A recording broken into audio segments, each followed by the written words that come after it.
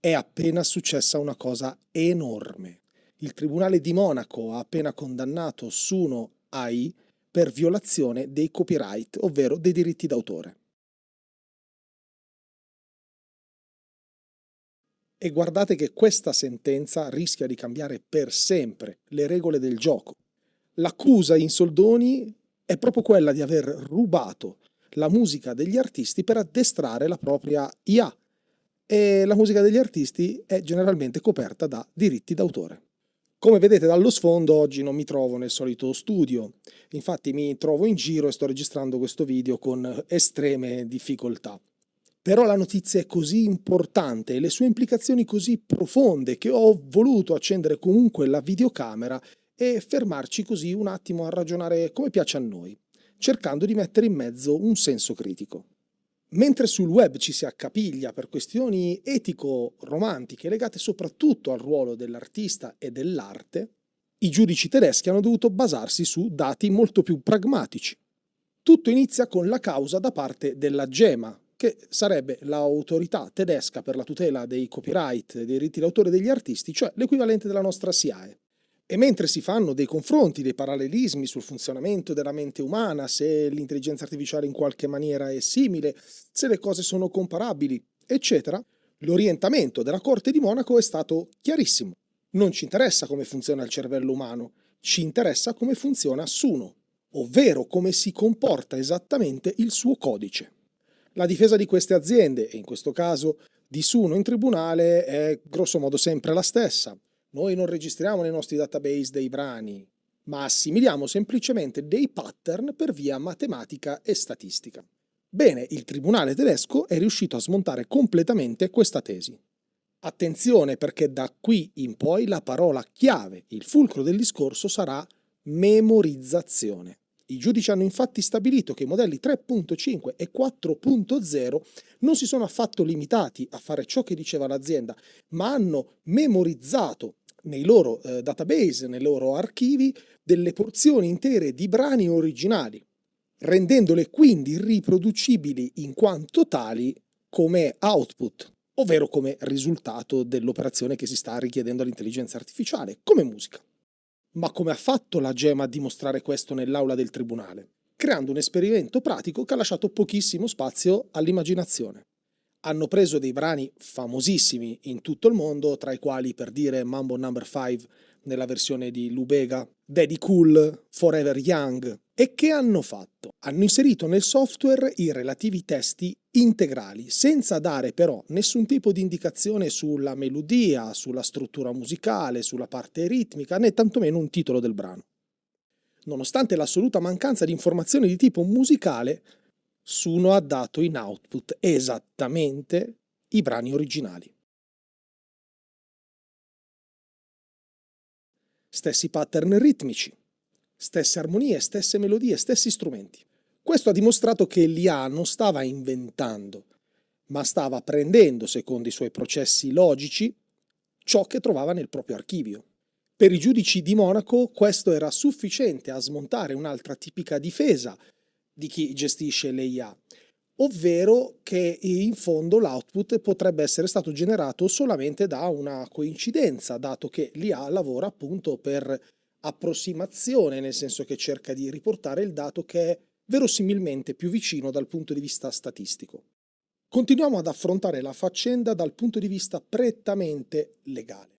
Se ancora qualcuno non fosse convinto di questa sentenza in base ai criteri utilizzati in tribunale, il secondo punto cruciale che ha dimostrato l'accusa non lascia scampo. Come si è impossessata l'applicazione Suno di queste informazioni, di questi brani, di questi dati? È stato dimostrato che l'ha fatto tramite lo stream ripping illegale. In sostanza hanno aggirato i sistemi di protezione, quindi dei diritti di copyright di piattaforme come YouTube e non solo, e di fatto hanno piratato quei dati, hanno rubato, si sono impossessati di quelle informazioni e hanno addestrato le loro intelligenze artificiali proprio su questi. Per capire la gravità della cosa vi basti pensare che personalmente ho avuto dei diritti di rivalsa sopra i miei video nei quali, facendo una recensione di un artista di 25 minuti, magari c'erano 10 secondi di brano. 10 secondi in un video di 20 minuti dove parlavo dell'artista. Quindi immaginatevi quanto è grave aver fatto questo da parte di Suno, averlo fatto su milioni di brani, chissà quanti, ed aver trasformato questa condotta in business. Suno ha comunque provato a difendersi anche di questa accusa, tirando in mezzo il concetto di fair use, che detto proprio nella maniera più compressa e semplice possibile è una sorta di diritto che viene riconosciuto alle persone di utilizzare dei contenuti, sebbene coperti da copyright, al fine di creare un qualcosa di nuovo. E va detto che questa misura è statunitense e che funziona tra l'altro non in tutti gli stati, ma credo in 2, forse California e New York. E infatti i giudici gli hanno risposto nella maniera più ovvia, ovvero molto interessante, peccato che qui non siamo negli Stati Uniti. Qui siamo in Germania, in Europa abbiamo leggi molto severe sul copyright ed è proprio quelle che dovete seguire. Ad onor di cronaca e per correttezza informativa vi dico anche che un'altra delle linee difensive di Suno era quella di dire che se gli utenti mettono come informazioni di input tutta una serie di informazioni che poi riportano a un brano già esistente, il modello dell'intelligenza artificiale si comporta di conseguenza e quindi per approssimazione, per vicinanza, per calcolo meramente statistico, avrebbe inevitabilmente creato qualcosa di uguale all'originale. Ovviamente l'esperimento di cui ha parlato ha fatto cadere completamente anche questa ipotesi.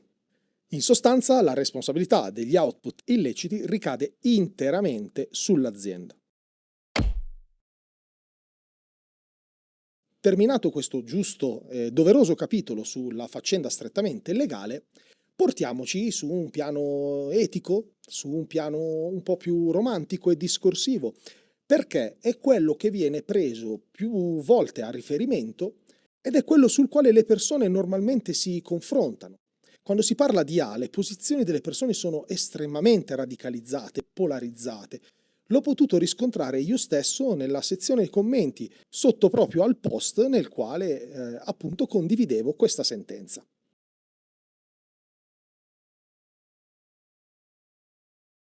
Inserendo solo il testo, l'intelligenza artificiale, lavorando in maniera associativa, ha generato un output in base a ciò che aveva nelle sue memorie, legale o no.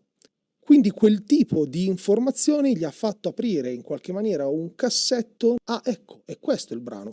Suona così, con questi strumenti, con questa ritmica, con questa linea melodica. Ha lavorato, cioè, di memoria associativa. Pensateci, se io fischiettassi la melodia di un brano molto famoso o dicessi le parole Fratelli d'Italia, a voi verrebbe automatico continuare a fischiettare quella melodia o continuare quella frase. E per estensione, grosso modo la stessa cosa fa, ad esempio, un chitarrista blues che si siede a fianco a un altro che sta girando un blues in 12 battute e improvviserà sulla scala che riconosce, utilizzando pattern che ha studiato, che ha immagazzinato, quindi attingendo alla propria memoria, memoria che si basa sull'apprendimento di qualcosa che esisteva prima di lui, insomma che lui ha appreso come il modello d'apprendimento dell'IA. L'intelligenza artificiale è vero che aveva a disposizione solamente un elemento della canzone, ovvero il testo, ma è un testo molto famoso e soprattutto gli è stato inserito completamente.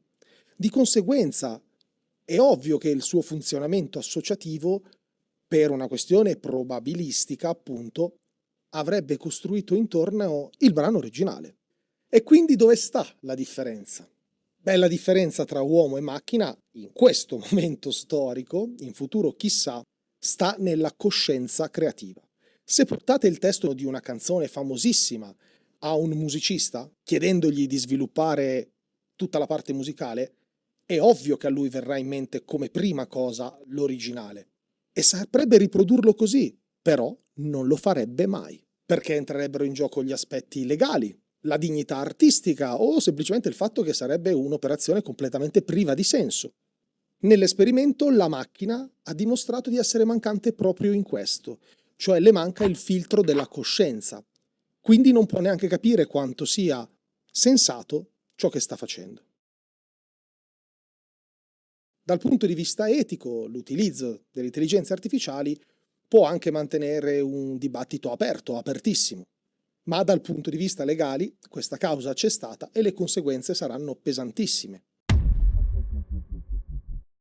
Questa è la prima causa in Europa di questo tipo e chiaramente costituisce un precedente giuridico enorme. Tra l'altro, secondo la legge tedesca, esiste l'istituto dell'esecuzione immediata. Significa che, anche se nessuno, come probabilmente farà, ricorrerà in appello e utilizzerà tutti gli strumenti che la legge tedesca gli consente a propria difesa o per far rivalutare l'intera faccenda, fin da subito, se la Gemma volesse, potrebbe far sospendere completamente il servizio in Germania. E non sembra così improbabile che la stessa sentenza possa essere adottata dagli altri paesi europei. Probabilmente cercheranno un accordo economico, ma basandoci sulla quantità gigantesca di brani campionati, rubati, tutti i diritti d'autore di tutti i musicisti che hanno fatto parte, che hanno depositato i propri diritti su quei brani, è abbastanza naturale immaginarsi dei risarcimenti di dimensioni colossali. E c'è da chiedersi se l'azienda sarà in grado di sopravvivere e soprattutto se le altre scapperanno prima di finire rovinate a loro volta. Quindi quale sarà il futuro prossimo per l'intelligenza artificiale nel campo generativo, in questo caso della musica, rimane veramente un interrogativo gigantesco. Comunque la si veda, siamo di fronte a un passaggio epocale. E comunque vada a finire, stiamo passando dall'epoca del Far West digitale a un qualcosa che sarà certamente più controllato. In fondo ne parliamo oggi, nel 2026, come se fosse un problema nato in questo momento, ma sono invece dei dubbi, dei conflitti etici che esistono, addirittura a livello ipotetico, teorico, nella testa dell'uomo da tanto tempo. Pensiamo alla letteratura di genere fantascientifico. Non appena l'uomo ha anche solo ipotizzato la possibilità di avere un giorno delle macchine pensanti, dei robot, degli androidi, si è subito posto il problema di cercare di disciplinare questi androidi. Il riferimento più banale e ovvio sarebbe quello alle leggi della robotica di Asimov. Quindi, con macchine ipotetiche c'erano problemi etici e possibili risoluzioni su un piano teorico e adesso stiamo vivendo quell'epoca. Quel momento è arrivato. Lo trovo incredibilmente suggestivo. Voi che ne pensate?